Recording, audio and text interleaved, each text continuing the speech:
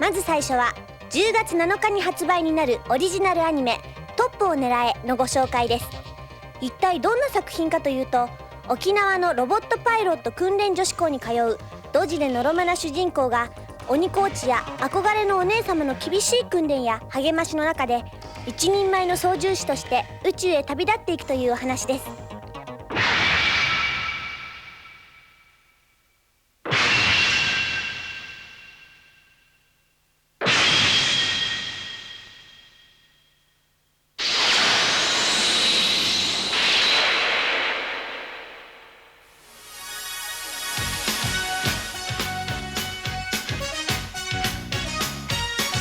沖縄女子宇宙高校1年の高谷典子です。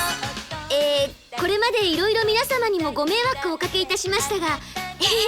うやくマシン兵器 RX7 の操縦にも慣れて、稲妻キックもそれなりにこなせるようになりまして、憧れのお姉様と宇宙へ行けることになったのも全て皆様のおかげであると感謝感激の高谷であります。ついこの間までは私もドジでのろまな亀でありました。私にとってお姉様はどんなことをしても手の届かない別世界の人のようでした。でもそんな私にコーチは努力の2文字を叩き込んでくれたのです。お姉様だって何の努力もなしにあそこへは行けないんだ、私たちと同じ人間なんだって分かったの。だから私の言いたいのは、努力ってすっごく大切なことだと思うんです。頑張って頑張り抜いて、それで何かを得る。その時生きててよかったなって本当に思えるの。だから私、宇宙へ出てからもへこたれないように頑張ります。みんなも頑張ってくださいね。次にご紹介するのは世界初のモトクロスアニメ風を抜け。バリバリ伝説の池上古瀬亮監督による本格的なバイクもののアニメーション。この作品はそのモータースポーツモトクロス界を舞台に、風を抜くその瞬間を生きようとする16歳の2人の少年と18歳のメカニックの少女の青春モトクロスグラフィティです。制作にあたってスタジオに本物のモトクロスサーを設置したり、鈴鹿サーキットの取材に出かけたり、スタッフも大忙し。中でもストーリー展開の重要な役割をしている音楽には、テレビドラマ「赤ちゃんに乾杯」や男組主演の映画「ロックよ静かに流れよう」の挿入歌などでおなじみの高槻雅弘さん。なんとこのアニメーションのために10本ものデモテープを作られたといいますから、スタッフの意気込みも十分。さて、主人公の一文字 K を演じますのは、ご存知 NHK 大河ドラマ「武田信玄」で信玄の少年期春信役を演じ、たった1話に出演しただけなのにお茶の間の話題をさらってしまった牧クロードくんです。彼自身小さい頃からモトクロスをやっていただけあって、なかなかの腕前とか。舞台は三重県鈴鹿サーキットランド。全日本モトクロスグランプリを目指してパワー全開。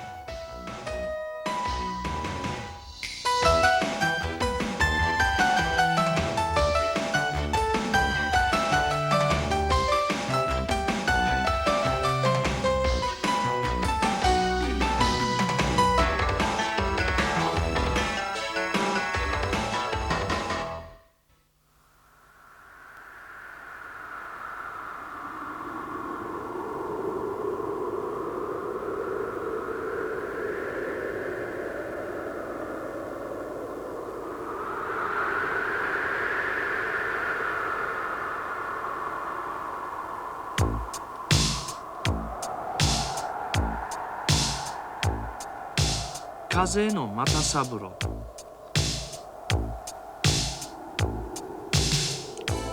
立春から数えて210日目、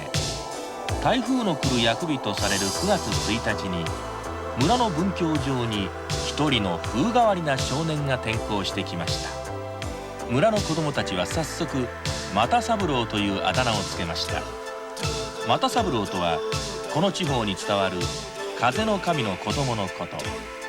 実際少年が何かをすると決まって風が吹くのでした。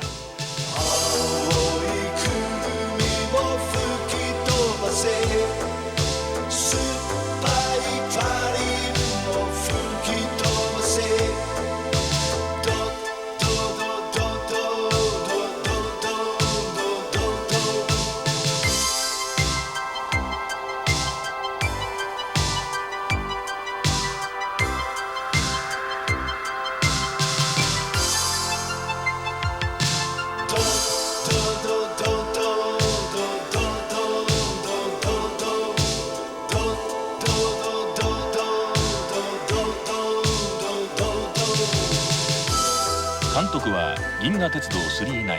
幻魔大戦、迷宮物語と作品ごとに新しい切れ味を見せる林太郎。ナレーターは日本を深く理解しているという点ではもしかしたら日本人以上かもしれない小説家の C.W. ニコル。林監督たっての願いで実現しました。林監督の不思議な映像と C.W. ニコルの温かいナレーションが宮沢賢治の宇宙観を見事に表現しました。どんぐりと山猫。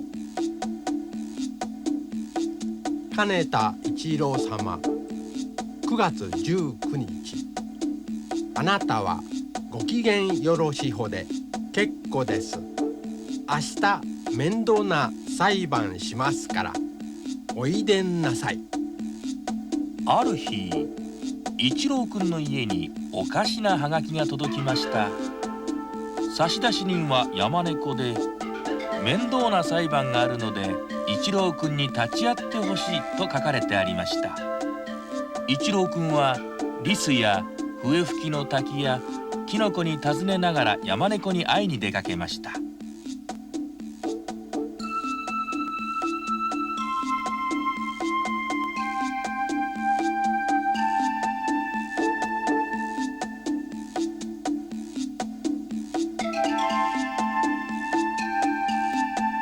一体山猫の言った面倒な裁判とは何だったのでしょうか。一郎くんの知恵のおかげで山猫の裁判官は大いに面目を施すのですが、さてその知恵とはどんなものだったのでしょうか。監督はボビーに首ったけ、晴れ時々豚など理屈抜きに楽しい温かいアニメを撮らせたらこの人の右に出るものはないと言われる平田敏夫。キャラクターデザインは天使の卵、源氏物語など数々の話題作を手掛ける名倉康弘。そしてナレーターには音楽家の国河内を起用。国河内の味のある語り口が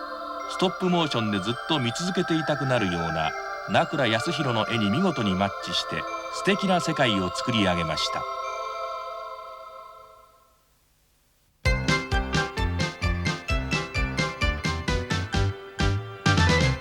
今回のアニメクリエイターズ富野義行さんにお話を伺いたいと思います。こんにちは。はい。はい。明るいですね。嬉しいです明るくないね。です。最近一人で寂しがってますから。あ、そうですか。はい、そう遊びに来てくれないから。あ、なんと申し上げたらよろしいんでしょう。そういう難しい話はなさらないでください。はい。まずですね、はい、鉄腕アトムの話から伺いたいんですけども、鉄腕アトムが最初の作品ですと同時に鉄腕アトムが僕にとってのテレビアニメの初めての出会いだし、それからアニメの仕事っていうものを具体的に教えてもらった作品が鉄腕アトムっていう作品で、だから必ずしも僕にとってのその作品であるよりも何よりもなんていうのかな、勉強させてもらった3年半。3年半。そして僕にとってテレビアニメの初めだっていうのは、要するに鉄腕アトムがテレビアニメのもともと一番初めの作品なわけです。で要するに大学卒業して虫プロに入るまでは、そのアトムっていうテレビアニメを見たことがなかった。で就職して初めて見て、やっぱりこういう仕事をやる以外に他にフィルムの仕事ができないなっていうふうに感じた作品だったって、そういう意味でとても記念的です。それで海のトリトン。また多少時間はありますけれども、結局フリーになって5、6年ですかやってて、でそういうふうにプロダクションを渡り歩いてますと、たまには要するに総監督の仕事をやらないかっていうような話があって、で30分ものその監督の仕事でその海のトリトンっていうのが一番初めには来た仕事です。でそれが手塚先生の原作であったんですけども、その原作がなんていうのかな、イントロダクションの話だけで延々と続いてる原作だったんで、それをテレビものには翻訳できなかったんです。というのは要するに活劇シーンが全然ないわけ、単純に言っちゃうと。それで結局全くオリジナルで海のトリトンっていうシリーズを作ったわけです。でそれを2クールだから半年間やりまして、でそれでやっぱりお指揮性のなんていうのかな、テレビバージョンの仕事でもオリジナルを作っていくチャンスっていうのはあるんじゃないのかなっていうようなことを勉強した。だけどもフリーですから、